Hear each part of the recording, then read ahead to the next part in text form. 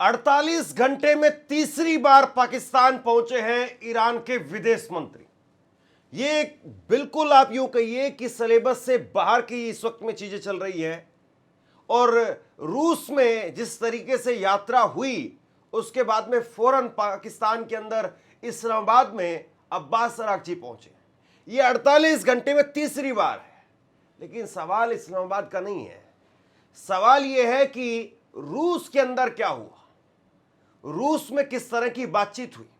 रूस के राष्ट्रपति व्लादिमीर पुतिन ने अब्बास अरागची के साथ में जिस तरीके की मुलाकात हुई है, जो बॉडी लैंग्वेज दिखाई दे रही है, यह अपने आप में बहुत बड़ी बात है। एक एक करके मैं कई सारी अपडेट इस खबर में आपको देने वाला हूं।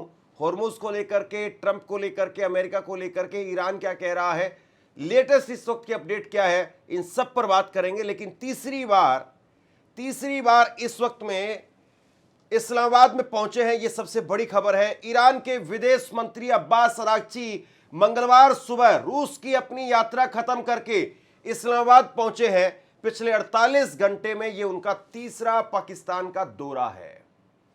सबसे पहले वो इस्लामाबाद आए, इस्लामाबाद से ओमान गए, ओमान से फिर इस्लामाबाद आए, फिर उसके बाद में रूस गए और रूस से फिर इस्लामाबाद आए, और अब फिर इसके बाद में वो कहां जाएंगे अब ये साफ नहीं है।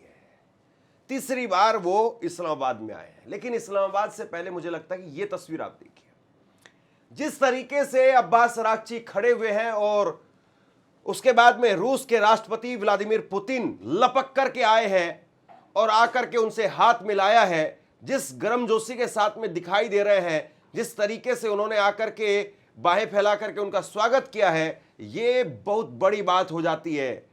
दुनिया के अंदर आज भी अगर सुपर पावर की बात की जाती है तो अमेरिका नो डाउट पहले नंबर पर सुपर पावर में उसका नाम लिया जाता है। लेकिन उसके बाद में दूसरे नंबर पर सुपर पावर में रसिया का नाम लिया जाता है। और आप देखिए कि रूस के राष्ट्रपति व्लादिमीर पुतिन इस तरीके से ऐसे किसी और दूसरे देश के विदेश मंत्री से शायद नहीं मिले होंगे जिस तरीके से इनसे मिल रहे हैं। किसी दूसरे देश के प्रधानमंत्री से मिलने की तस्वीरें भी शायद इस तरह की नहीं आती हो जिस तरीके से वो यहां पर मिलते हुए दिखाई दे रहे हैं। और न केवल मिले हैं बल्कि मिलने के साथ साथ जो कहा है वो बहुत इंपॉर्टेंट है।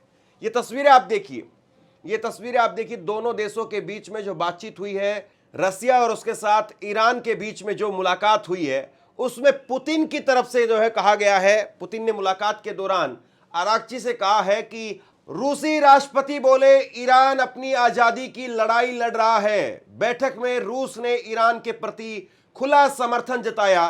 रूसी मीडिया के मुताबिक पुतिन ने कहा है कि ईरानी जनता साहस वीरता के साथ अपनी आजादी और संप्रभुता के लिए लड़ रही है। उन्होंने यह भी कहा कि उन्हें ईरान के सुप्रीम लीडर मुस्तफा खामेनेई का संदेश मिला है। दरअसल बहुत सारी बातें चल रही थी कि मुस्तफा खामेनेई वो तो मॉस्को चले गए हैं, मुस्तफा खामेनेई वो तो है ही नहीं ईरान के अंदर। फिर कहा गया कि मुस्तफा खामेनेई वो बहुत बुरी तरह से जले हुए हैं, घायल हैं, बोल नहीं पा रहे हैं, चेहरा जल गया है, पैर काटना पड़ेगा। फिर कहा गया कि मुस्तफा खामेनेई मर गए हैं, ऐसी खबरें भी सामने आई। लेकिन यहां पर रूस के राष्ट्रपति ने कहा है कि मुझे उनका संदेश मिला है और हम पूरी तरह से ईरान के साथ खड़े हैं। ईरान ने बहुत मजबूती से लड़ाई लड़ी है और ईरान अपनी आजादी की और अपनी संप्रभुता की लड़ाई लड़ रहा है। अब्बास अरागची उन्होंने कहा पुतिन से मुलाकात के दौरान कि हालात चाहे जैसे भी हो, ईरान और रूस के संबंध आगे और मजबूत होंगे। उन्होंने कहा कि दोनों देशों के रिश्ते सबसे ऊंचे स्तर की रणनीतिक साझेदारी है। उन्होंने संकेत दिया कि मौजूदा युद्ध, क्षेत्रीय तनाव या अंतर्राष्ट्रीय दबाव से रूस और ईरान की नजदीकियां कम नहीं होंगी।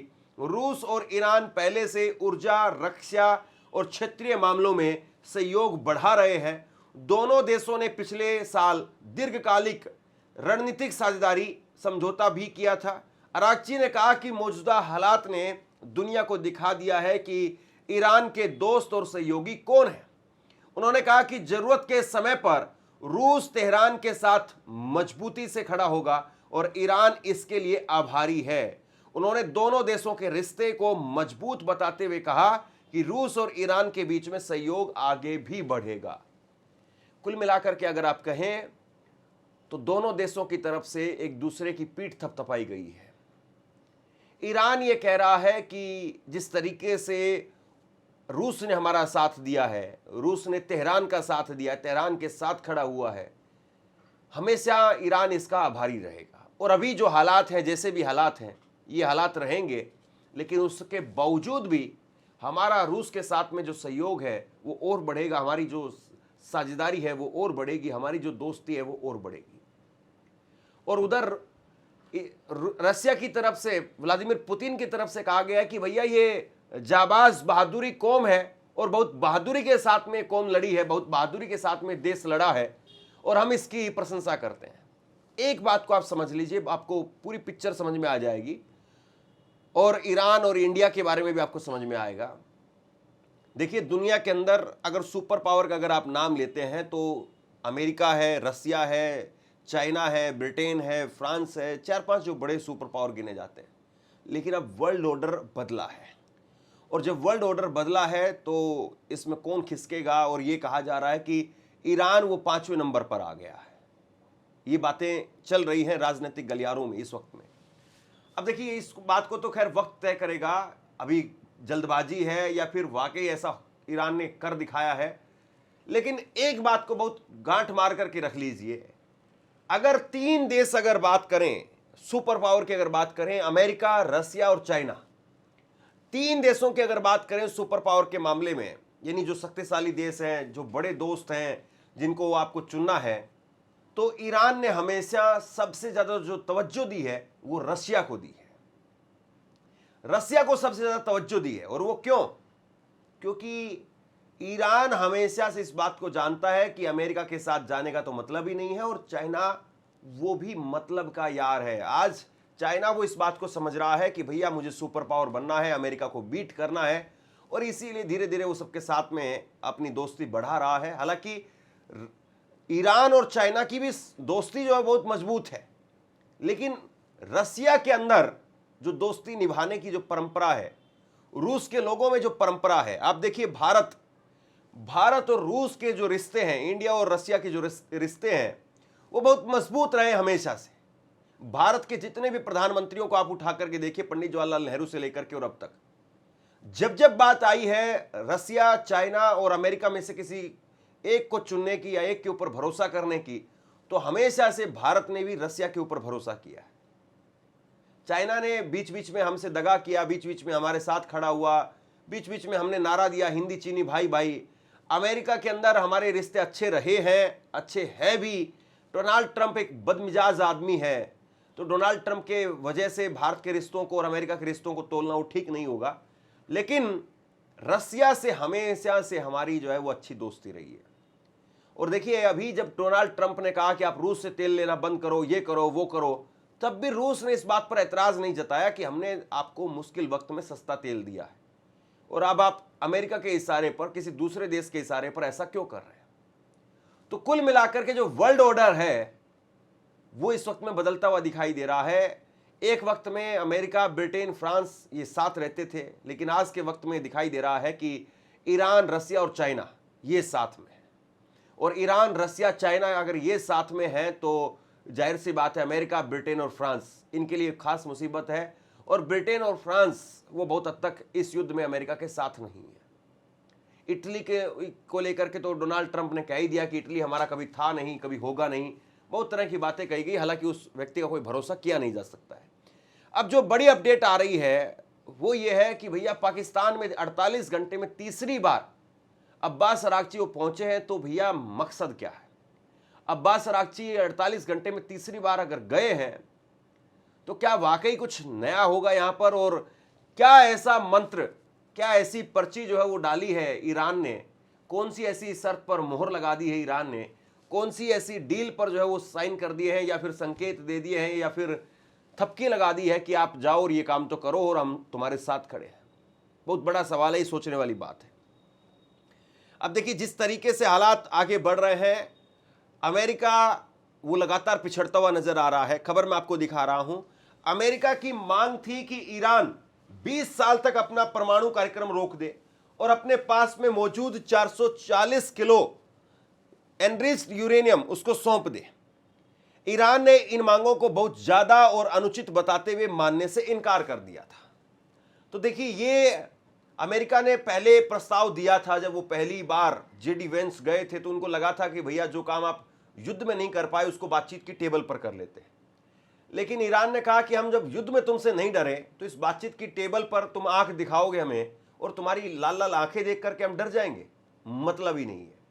अब इसके बाद में ईरान ने एक प्रस्ताव भेजा। पहला प्रस्ताव जो कल गया था ईरान की तरफ से, उसको अमेरिका ने खारिज कर दिया। अब नया प्रस्ताव आया है। ईरान का जो पहला प्रस्ताव जो खारिज हो गया, उसमें ईरान की तरफ से कहा गया था कि 5 साल तक एनरिच्ड यूरेनियम यानी यूरेनियम संवर्धन वो पूरी तरह से रोका जाएगा, और उसके बाद में 5 साल तक बहुत कम स्तर पर सिर्फ नागरिकों के उपयोग के लिए संवर्धन किया जाएगा। अपने यूरेनियम भंडार को कम किया जाएगा। आधा हिस्सा अंतर्राष्ट्रीय निगरानी में ईरान में रहेगा और बाकी आधा हिस्सा वो रूस को दे दिया जाएगा। ये पहला प्रस्ताव जो है वो ईरान ने दिया था, और ये संभवतः हो सकता है कि ये प्रस्ताव ओमान से जाने के बाद में इस्लामाबाद में अब्बास अरागची की तरफ से दिया गया हो, और अब्बास अरागची के जाने के बाद में वो पाकिस्तान ने अमेरिका को पकड़ाया हो, और उसके बाद में वो रसिया चले गए, और रसिया से जो है वो अब इस पर हो सकता है कि हरी झंडी मिल गई हो कि तुम इस पहले प्रस्ताव पर ही टिके रहना, इसी पर डटे रहना। आधा यूरेनियम अपने पास रखेंगे, आधा जो है वो रसिया के पास रखेंगे। आपको याद होगा जब पाकिस्तान के साथ में बातचीत चल रही थी, और जब एक तर्क दिया जा रहा था कि पाकिस्तान ये प्रपोजल दे सकता है, और आसिम मुनीर जब गए थे तब भी इस बात को जोर शोर से कहा गया कि पाकिस्तान की तरफ से ईरान को एक प्रपोजल दिया जा सकता है कि हम तो मुस्लिम भाई भाई हैं, हम तो सिया भी हैं, और ऐसे में आप जो है वो अपना एनरिच्ड यूरेनियम वो हमारे यहाँ पर रख दे। आपको परमाणु हथियार बनाने की जरूरत ही नहीं है। हमारा जो परमाणु है, हम एक ट्रीटी कर लेते हैं, संधि कर लेते हैं, और हमारा जो परमाणु बम है वो आपका हो जाएगा। आपके ऊपर हमला होगा तो आप बिना हिचक के हमारा जो परमाणु हथियार है उनको आप इस्तेमाल कर सकते हैं। लेकिन सब जानते थे, और मैंने उस दिन भी इस बात को जोर दे करके कहा था कि किसी कीमत पर ईरान जो है वो पाकिस्तान के साथ में इस प्रपोजल पर तैयार नहीं होगा कि वो पाकिस्तान के अंदर अपना एनरिच्ड यूरेनियम रखते हैं। अरे पाकिस्तान की हालत ये है कि पाकिस्तान में ब्रेड की रोटी अगर कोई किसी चौराहे पर 2 मिनट के लिए रख करके चला जाए तो ब्रेड की रोटी गायब हो जाएगी, यानी जो डबल ब्रेड रोटी आती है वो गायब हो जाएंगी। तो ऐसे में आप एनरिच्ड यूरेनियम, आपको लगता है कि वो सुरक्षित रहेगा? पाकिस्तान पता चले कि कल को एनरिच्ड यूरेनियम किसी तीसरे देश को दे दे और उसके नाम पर कर्जा उठा करके ले आए कि ये लोग गिरवी के तौर पर ये एनरिच्ड यूरेनियम जो है इसको रख लो और हमें इतने बिलियन डॉलर का जो है कर्जा दे दो, क्या कर लेगा ईरान? बताइए आप। कल को सऊदी अरब को उठा करके दे दे और सऊदी अरब को कहे कि ये लो 60% एनरिच्ड यूरेनियम ये लो, इसको 90% कर लोगे, परमाणु हथियार बन जाएगा, और हमें इतना पैसा दे दो, इतना कर्जा दे दो। तब मैंने जोर दे करके कहा था कि रसिया के लिए ईरान तैयार हो सकता है, क्योंकि रसिया को अमेरिका सीधे तौर पर दबाव नहीं डाल पाएगा। बाकी पाकिस्तान पर या सऊदी अरब पर, इन पर बहुत आसानी से जो है अमेरिका दबाव डाल सकता है। अब ये बात जो निकल करके सामने आ रही है कि पहला प्रस्ताव था जिसमें सारी बातें कही गई, जिसको खारिज कर दिया गया। अब ईरान की तरफ से जो है वो 3 नई शर्तें रखी गई है। ईरान की तरफ से 3 नई शर्तें रखी गई है, जिसमें अमेरिका इजराइल के साथ चल रहा युद्ध वो खत्म हो, आगे हमला न करने की गारंटी मिले, फिर अमेरिकी समुद्री नाकेबंदी हटे और होर्मुज खुले और जहाजों की आवाजाही फिर से शुरू हो, सबसे आखिरी में परमाणु कार्यक्रम और संवर्धित यूरेनियम संवर्धन जैसे विवादित मुद्दों पर बात हो। अब ईरान ने फिर से एक नया प्रस्ताव भेजा है, उसमें 3 शर्तें हैं, 3 बड़ी बातें हैं, और उसमें सबसे पहले तो यही है कि जो ये युद्ध चल रहा है इसको आप खत्म करिए और आगे से आप हमला नहीं करेंगे, इस बात की गारंटी दीजिए, और कोई गारंटर भी आपको बताइए कि कल को हम इसको पकड़ सके। ये जो ईरान की तरफ से कहा गया है। और दूसरी बात कि जो समुद्री नाकेबंदी आपने लगाई हुई है ये होर्मुज के अंदर, इसको पूरी तरह से आप हटाइए, जहाजों की आवाजाही शुरू कीजिए, और उसके बाद में हमारे ऊपर से सैंक्शंस जो है वो भी हटाइए, और ईरान अपना धड़ाधड़ तेल बेचेगा, ये कहा जा रहा है। और तीसरी बड़ी बात कि भाई जब सब कुछ यहां तक का सही हो जाएगा, यानी होर्मुज भी हमारा दन दनादन चलेगा, नाकेबंदी हट जाएगी, हमारे ऊपर से सैंक्शंस हट जाएंगे, और उसके साथ साथ आप आगे हमला ना करने की हमको गारंटी देंगे, कोई गारंटर भी देंगे, तब जाकर के जो है हम कहीं आपसे परमाणु को लेकर के बात करेंगे कि एनरिच्ड यूरेनियम हो, क्या कर सकते हैं, वो रशिया को देंगे, उसको हम रोकेंगे, 20 साल के लिए रोकेंगे, 5 साल के लिए रोकेंगे, 10 साल के लिए रोकेंगे, उस पर फिर हम आगे बाद में बात करेंगे। ये कुल मिलाकर के इस वक्त की स्थिति दिखाई दे रही है। लेकिन दो बातें यहां पर बिल्कुल साफ है। दो बातें जो पूरी तरह से साफ है वो ये है कि रसिया के साथ में ईरान की जो बातें थी या ईरान की जो दोस्ती थी वो बहुत नेक्स्ट लेवल पर चली गई है। और एक बार फिर से जरा तस्वीर देखिए आप, जिस तरीके से बॉडी लैंग्वेज पुतिन ने दिखाई है, पुतिन ऐसे बड़बोले नेता नहीं है जो फोटो खिंचवाने के लिए जबरदस्ती झप्पी पाए या जबरदस्ती गले लगा ले या जबरदस्ती बिना किसी बात के मुस्कुरा मुस्कुरा करके हंस हंस करके जो है वो लोटपोट हो जाए, पागल हो जाए। जैसे और कई दुनिया में नेता हैं जो जबरदस्ती किसी के गले पड़ जाते हैं, बिना बात के हंसने लग जाते हैं। आप कई नेताओं को जानते होंगे, मैं किसी का नाम यहाँ पर स्पेसिफिक अलग से ले नहीं रहा हूँ। आपके जहन में तस्वीर जरूर आ गई होगी कि किस किस नेता की यहाँ पर बात हो रही है। तो व्लादिमीर पुतिन वो जिस तरीके से मेल मुलाकात अपना दिखा रहे हैं ईरान के साथ में, और जैसे ईरान ने अपने कुछ ड्रोन दिए, शायद ड्रोन दिए रूस को, और रूस ने उसकी वजह से यूक्रेन के अंदर जो है वो ज़बरदस्त तबाही मचाई, यूक्रेन को काफ़ी नुकसान पहुंचाया। फिर रसिया ने इस युद्ध के अंदर जिस तरीके से टेक्नोलॉजी, जिस तरीके से लोकेशन, जिस तरीके से सैटेलाइट इमेजेस दिए, यानी बहुत हद तक आप यूँ कहिए कि दोनों एक दूसरे को समझ रहे हैं, दोनों एक दूसरे के साथ खड़े हैं। और सबसे बड़ी बात यह है कि दोनों बड़े देश है, रसिया बहुत बड़ा देश है और उसके साथ में ईरान वो भी बहुत बड़ा देश है। ईरान तो बस केवल और केवल सेंक्शंस का मारा हुआ है और उसमें हमें रूस में भी बहुत सारे सेक्शंस जो है वो लगे हुए हैं। तो जब ये प्रतिबंध हट जाएंगे तब दोनों ही देशों की जो ताकत है वो और खुल करके सामने आएगी और कहीं ना कहीं रसिया जो है वो फाइनल डील करवा सकता है। और रसिया फाइनल डील में अमेरिका के साथ में ये भी जो है वो कहीं ना कहीं डील कर सकता है कि आप हमारे ऊपर से भी कुछ प्रतिबंध हटाएंगे तो हम ईरान को आपके सामने जो है वो राजी करने की कोशिश करेंगे। तो बहरहाल बहुत कुछ ऐसा चल रहा है जिसको देखा जाना चाहिए, समझा जाना चाहिए। और इस्लामाबाद से जब वो निकलते हैं तो वो कहाँ जाते हैं, ये बहुत बड़ा सवाल है। कहीं पता चले कि सरप्राइज चौथे देश की जो यात्रा है वो सीधे चाइना के अंदर ना हो जाए, क्योंकि डोनाल्ड ट्रंप को भी जाना है 15 मई को चाइना में, बताया जा रहा है। तो कुल मिलाकर के इस वक्त में जो कुछ चल रहा है वो बहुत तेजी से दौड़ रहा है और उस पर नजर रखनी बहुत जरूरी है। शेयर कीजिए इस खबर को और आप क्या सोचते हैं नीचे कमेंट सेक्शन में लिख करके जरूर बताइए। इस वीडियो को लाइक कीजिए, चैनल को सब्सक्राइब जरूर कीजिए और अगर आपको हमारा काम पसंद आता है तो थैंक्स बटन का प्रयोग करके हमें आर्थिक तौर पर मदद जरूर करिए। शुक्रिया, थैंक यू।